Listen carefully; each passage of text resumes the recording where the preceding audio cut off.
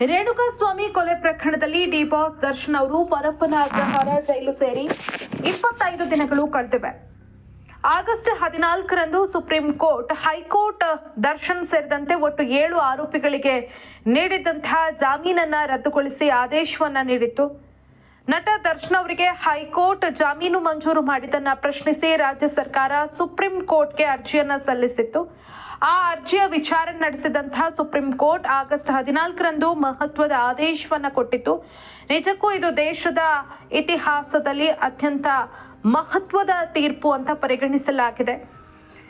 ವ್ಯಕ್ತಿ ಎಷ್ಟೇ ದೊಡ್ಡವನಾಗಿರ್ಲಿ, ಆತ ಎಷ್ಟೇ ದೊಡ್ಡ ಸ್ಟಾರ್ ಆಗಿರ್ಲಿ, ಕಾನೂನಿನ ಮುಂದೆ ಆತ ಒಬ್ಬ ಸಾಮಾನ್ಯ ವ್ಯಕ್ತಿ ಅನ್ನೋದನ್ನ ತೋರಿಸುವಂತಿತ್ತು ಈ ಮಹತ್ವದ ಆದೇಶ. ಅದರಂತೆ ಕಳೆದ 25 ದಿನಗಳಿಂದ ನಟ ದರ್ಶನ್ ಅವರು ಪರಪ್ಪನ ಅಗ್ರಹಾರ ಜೈಲಿನಲ್ಲಿದ್ದಾರೆ. ಇನ್ನು ಈ ಹಿಂದೆ ಪರಪ್ಪನ ಅಗ್ರಹಾರ ಜೈಲಿನಲ್ಲಿದ್ದಂತಹ ಸಂದರ್ಭದಲ್ಲಿ ನಟ ದರ್ಶನ್ ಅವರಿಗೆ ರಾಜಾತಿಥ್ಯವನ್ನ ನೀಡಲಾಗ್ತಾ ಇದೆ. ನಟ ದರ್ಶನ್ ಅವರು ಜೈಲಲ್ಲಿ ಆರಾಮವಾಗಿ ಕಾಲವನ್ನ ಕಳೀತಾ ಇದ್ದಾರೆ ಅನ್ನೋದಕ್ಕೆ ಪುರಾವೆ ಅನ್ನೋ ರೀತಿಯಲ್ಲಿ ಫೋಟೋ ಒಂದು ವೈರಲ್ ಆಗಿತ್ತು. ವಿಲ್ಸನ್ ಗಾರ್ಡನ್ ನಾಗ ಸೇರಿದಂತೆ ಒಂದೆರಡು ರೌಡಿಗಳ ಜೊತೆ ಹೊರಗಡೆ ವರಾಂಡದಲ್ಲಿ ಕುಳಿತು ನಟ ದರ್ಶನ್ ಅವರು ಸಿಗರೇಟ್ ಸೇರ್ತಾ ಇದ್ದಂತಹ ಒಂದು ಫೋಟೋ ವೈರಲ್ ಆಗಿತ್ತು.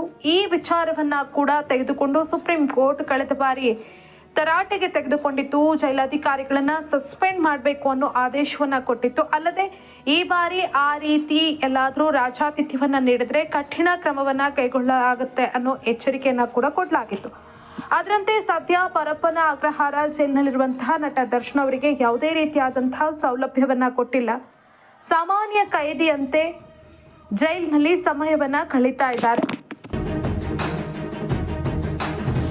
ಇವತ್ತು ನಟ ದರ್ಶನ್ ಅವರು ಸಲ್ಲಿಸಿದಂತಹ ಒಂದು ಅರ್ಜಿಯ ವಿಚಾರಣೆ ನಡೆಯಿತು. ಬೆಂಗಳೂರಿನ 57ನೇ CCH ಕೋರ್ಟ್ನಲ್ಲಿ ಇವತ್ತು ದರ್ಶನ್ ಸಲ್ಲಿಸಿದಂತಹ ಅರ್ಜಿಯ ವಿಚಾರಣೆ ನಡೆಯಿತು.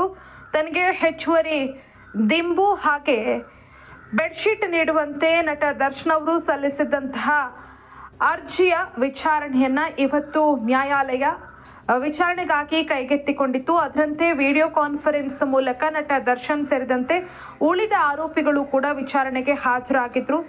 ಈ ಸಂದರ್ಭದಲ್ಲಿ ದರ್ಶನ್ ಜಡ್ಜ್ ಮುಂದೆ ಒಂದು ಮನವಿಯನ್ನ ಸಲ್ಲಿಸಿದ್ದಾರೆ. ಈ ಮನವಿಯನ್ನ ಕೇಳಿದಂತಹ ಜಡ್ಜ್ ಒಂದು ಕ್ಷಣ ಶಾಕ್ ಆಗಿದ್ರು. ನನಗೆ ಜೈಲಲ್ಲಿ ತುಂಬಾನೇ ಕಷ್ಟ ಆಗ್ತಾ ಇದೆ, ಚಿತ್ರಹಿಂಸೆ ಆಗ್ತಾ ಇದೆ, ನನಗೆ ವಿಷ ಕೊಡಿ ಅಂತ ಜಡ್ಜ್ ಮುಂದೆ ದರ್ಶನ್ ಕಣ್ಣೀರು ಹಾಕಿದ್ದಾರೆ. ನಾನೀಗಾಗಲೇ ಜೈಲಿನಲ್ಲಿರೋದು ಸುಮಾರು 30 ದಿನಗಳಾಯ್ತು. ನನಗೆ ಅಲ್ಲಿರೋದಕ್ಕೆ ಕಷ್ಟ ಆಗ್ತಾ ಇದೆ. ಜೈಲಿನ ಕೋಣೆಯಲ್ಲೇ ನಾನು ಕಾಲವನ್ನ ಕಳೆಯುವಂತಾಗಿದೆ. ನಾನು ಬಿಸಿಲನ್ನ ನೋಡದೆ 30 ದಿನಗಳಾಯ್ತು. ಬಟ್ಟೆ ವಾಸನೆ ಬರ್ತಿದೆ, ಕೈಗೆ ಫಂಗಸ್ ಬಂದಿದೆ. ನನಗೆ ಮಾತ್ರ ಪಾಯ್ಸನ್ ಕೊಡ್ಲಿ ಅಂತ ಕೋರ್ಟ್ ಆದೇಶ ಕೊಡಬೇಕು ಅಂತ ನ್ಯಾಯಾಧೀಶರ ಮುಂದೆ ಮನವಿಯನ್ನ ಮಾಡ್ಕೊಂಡಿದ್ದಾರೆ.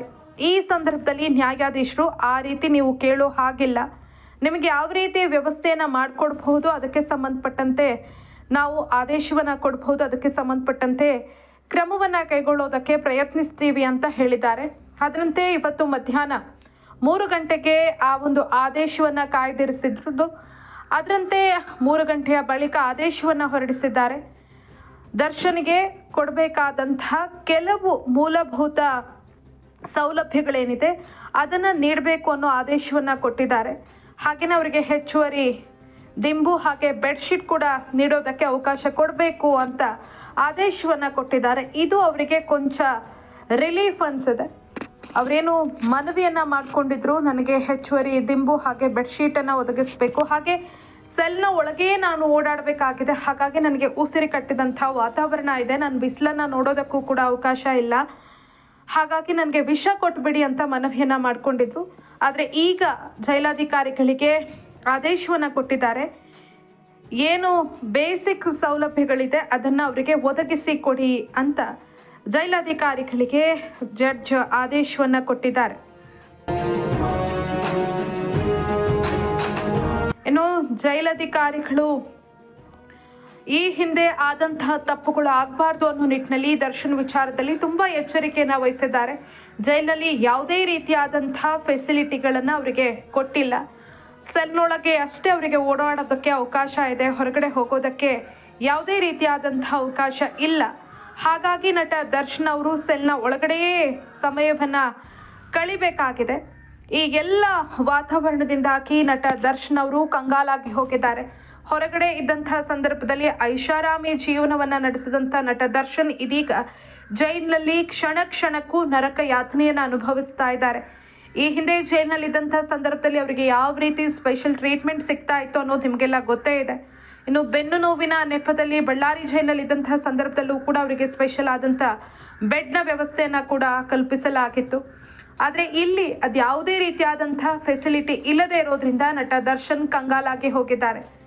ನನಗಿಲ್ಲಿರೋದಕ್ಕೆ ಸಾಧ್ಯ ಆಗ್ತಾ ಇಲ್ಲ ಅಂತ ಕಣ್ಣೀರು ಹಾಕಿದ್ದಾರೆ. ಅವರ ಒಂದಷ್ಟು ಬೇಡಿಕೆಗಳನ್ನ ಈಡೇರಿಸುವ ನಿಟ್ಟಿನಲ್ಲಿ ಜಡ್ಜ್ ಇವತ್ತು ಆದೇಶವನ್ನ ಕೊಟ್ಟಿದ್ದಾರೆ. 57ನೇ CCH ಕೋರ್ಟ್ನ ಜಡ್ಜ್ ಬೇಸಿಕ್ ಸೌಲಭ್ಯಗಳೇನಿದೆ ಅದನ್ನ ಅವರಿಗೆ ಒದಗಿಸಿಕೊಡಿ, ಹಾಗೆ ಜೈಲಿನಲ್ಲಿ ಅವರಿಗೆ ಓಡಾಡೋದಕ್ಕೆ ಅವಕಾಶ ಕಲ್ಪಿಸಿ ಕೊಡುವ ನಿಟ್ಟಿನಲ್ಲಿ ಜೈಲಾಧಿಕಾರಿಗಳಿಗೆ ಆದೇಶವನ್ನ ಕೊಟ್ಟಿದ್ದಾರೆ ಜಡ್ಜ್. ಹಾಗಾಗಿ ಕೊಂಚ ನಟ ದರ್ಶನ್ ಅವರಿಗೆ ರಿಲೀಫ್ ಸಿಕ್ಕಂತಾಗಿದೆ. ಇದು ಪಬ್ಲಿಕ್ ಇಂಪ್ಯಾಕ್ಟ್, ಜನಶಕ್ತಿಯೇ ನಿರ್ಣಾಯಕ.